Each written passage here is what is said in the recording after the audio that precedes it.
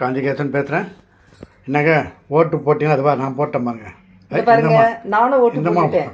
எங்களுடைய ஜனநாயக கடமையை நேற்று நல்ல முறையில் நல்லா கொளுத்துற வெயிலில் போயிட்டு வந்தோம் பாருங்க. சூப்பராக தான் போய் வந்து சாப்பிட்டு பட்டு தாங்க தெரியும்.